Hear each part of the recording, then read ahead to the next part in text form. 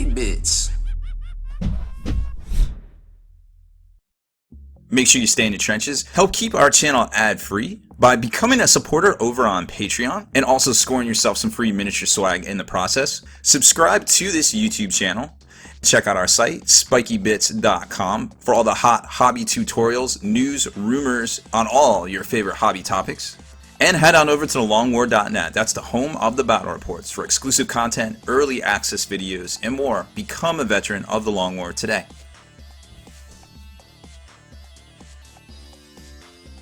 Welcome back, Hobby Maniacs. Rob Bear here today with a look at the new Index Astartes Apocrypha book.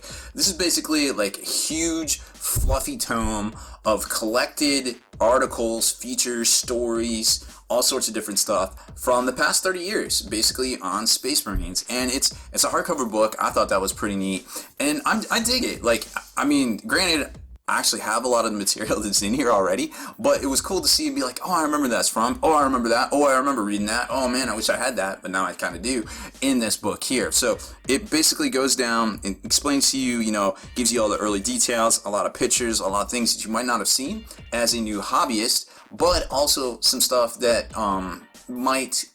you might recognize and kind of see the origins of where a lot of things came from that you haven't seen before. Like, for instance, Terminator squads. Like, there was this old pewter Terminator here, the Saturnine pattern, which supposedly is like the best pattern or whatever, depending who you ask at Forge World. Like, maybe the Tartarus pattern is supposed to be better, but this was actually a model that they produced in 1988, and they never produced it again. Kind of got a plastic version in Space Hulk there in the early 90s, but we haven't seen that guy again. So there's tons of history in here. You can pretty much flip open to any page. This is a great coffee table book for any hobbyist, any gamer, just to have laying around, just to pick up and kind of, start reading. So here's the contents right here. I'm going to spend a little bit of time on this. So first off, you got the Legion Astartes, which is basically a lot of these articles are collected from the Rogue Trader book, the original rule book, as well as some of the White Dwarfs from that era, say like late 80s, early 90s kind of type deal. Then you got the Ravenwing, which of course first appeared in a White Dwarf as a way to play an all-bike army. The Trader Legions, just some fluff also from some old material. Ultramarines, again, some stuff from some old White Dwarfs, which, it's definitely great looking stuff to read and kind of catch up on. The Origin of the Legion Astartes, another White Dwarf chapter there. Mentor's Legion, there was a huge feature on them in the original Rogue Trader book, and they of course reprint that in here. Legion of the Damned, again from the original Rogue Trader book. Dreadnoughts, that was a feature from a White Dwarf's 100th issue, which was more recent, late 90s, early 2000s, some of you may have read. The Badad War was another White Dwarf feature from back in the day that you'll probably recognize the chapter layout picture when we get to it.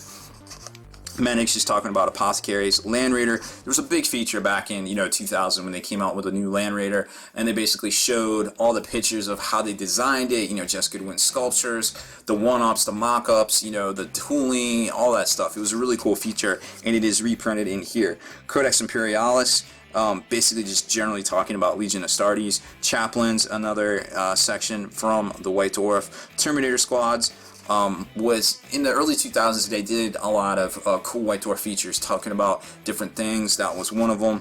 Predator, you might remember that poster, the cutaway poster similar to the Land Raider one. That was a White Dwarf feature. And Space Marine Armor, another White Dwarf feature there.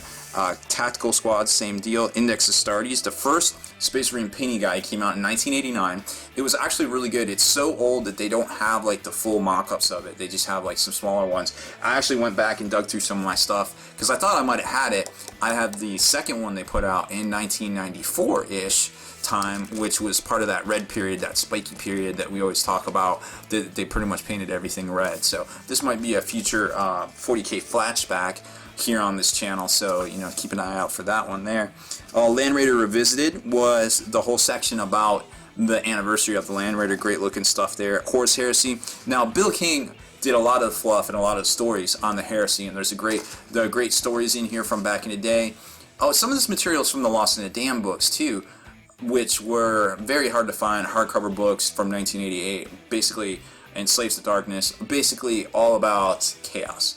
And one of the things in there was the final battle for Terra which I guess they're saying is the definitive guide to what's going to happen, so that they might be trying to make a more, once they actually get there in the novels, they might be trying to do a more traditional approach using Bill King's stories. And then of course the Horus Heresy one too. When Horus Heresy was actually told in a White Dwarf article, it was a game, I believe Jervis Johnson invented it, maybe with Gab, maybe with Andy Chambers, I forget exactly, but it was a whole game that you could actually play in the White Dwarf feature, and that's where it started. That's where the whole Horus Heresy thing started. So let's take a look. Let's kind of bounce through this. We're not going to show you everything, obviously, because that may quite honestly be illegal either way. So here's the Traitor Legion kind of features on the Chaos Space Marines.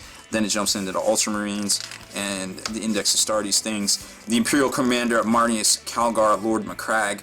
I don't believe in the Rogue Trader book it actually said that. It was just Imperial Commander of the Ultramarines, but of course now we know he was the basis for that. There's some of the classic White Dwarf cover that's actually the cover of this right here, but that was a fantastic issue back in the day. More stuff that was chapter approved. They put out chapter approved the first book of the Astronomicon. It was a supplement. It had Space Wolves on the cover. I want to say it was like 89. It was basically a supplement to the Rogue Trader first edition rulebook itself. And then we had the second book of the Astronomicon, the chapter approved, that Andy Chambers put out in the early 2000s. I think there was 2 of them before he left the company when they started becoming more commercial with the rules. And here's all that Mentor Legion things. You can find all this in the actual Rogue Trader book from back in the day. There's all that and more stuff that's in the Legion of the Damned in the actual book back in the day.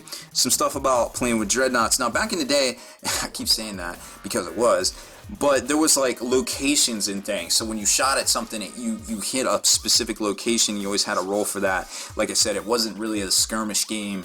It was more of a skirmish game that would kind of take all day than the kind of fluid, more dynamic, you can play it in 2 to 3 hours game that it is today. Here's some stuff on the Land Raiders, an old ad from back in the day. From one of the White Dwarfs. And then here's some features on the Terminator squads.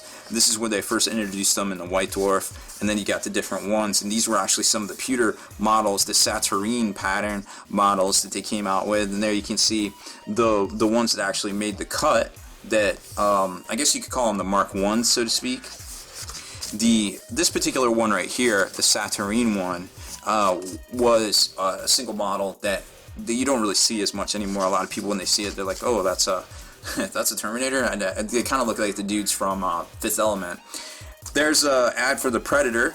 Pretty cool. You can kind of get that 80s vibe, kind of what they were doing there, the whole wheeled warrior, kind of Mad Max kind of thing. History of the armors through the ages right here, and then some more stuff. That looks pretty familiar. I wonder where they got the inspiration for the that big piece for the Fortress of Redemption, huh? I wonder. And then some more stuff on different tactical squads. The Rhino Armored Assault Vehicle poster, kind of pull out. These were actually box art for the first Land Raider. It was a twin pack. You could get 2 of them for $30. Right here's the Rhino, same deal. I think it was $15 in 88-ish. And then here's the double-sided kind of leaflet fold-out feature on the Land Raider. I want to say this was an issue in 2000, and it basically explains how they made it, all the features, how to put together, the tooling, the mock-ups, the one-ups, doing the tooling things right here, checking the sprues, all this stuff right here. Pretty groundbreaking stuff for back in the day. And then a later White Dwarf issue that went in to talk about the history and things behind it. It had the poster in it, the big cutout poster that everybody's, if you still have one of these, it's amazing. And then this was a box set art from back in the day for Horus Heresy. And then here's the whole story on the Horus Heresy, by Jervis Johnson and Bill King. Okay. Emperor of Mankind right there during the Unification Wars. And then, of course, the original artwork here of Adrian Smith. Now, he went back and redid it later on, which is the kind of the print that we all know and love. Sanguinus dead on the steps. Well, of course he is right there too, but it's done a little bit better quality, in the early 2000s there. And then here you can see the battle raging out there in the background. So that's really neat to see. Some stuff about the Emperor, and of course the Siege of Terra itself. And then it gets into the Battle for Armageddon, which was the big thing back in the day. That was part of the whole epic Space Marine kind of thing. And then another piece of great artwork. I believe that's a Mark Gibbons piece of artwork there that's very inspiring, of course, for a lot of folks there. So really cool book. I think it's definitely worth picking up to put on your coffee table. You know, this is something that's you know, it's just kind of like a fluffy buy. You know, it's something that's going to sit around for many years and always be relevant, I feel like, to, you know, the hobby and Space Marines in general. So thanks for checking out this unboxing, and make sure you check out the channel for all sorts of other unboxings. There's so many products coming out this week that, you know, we're just basically blowing through stuff right now and just getting it all out, going through it all. So there's tons of content here on Spiky Bits, so make sure you subscribe to this channel. Deleted scenes, bonus content, and all the interviews and post-game wrap-up videos can be located in the Hall of Veterans on thelongwar.net. Visit thelongwar.net today and try a week completely free with no strings attached. That's not all. Thelongwar.net is also your hobby resource for exclusive early access with an ad-free experience to all your favorite videos. Members of the Hall of Veterans gain early exclusive access to multiple hobby videos,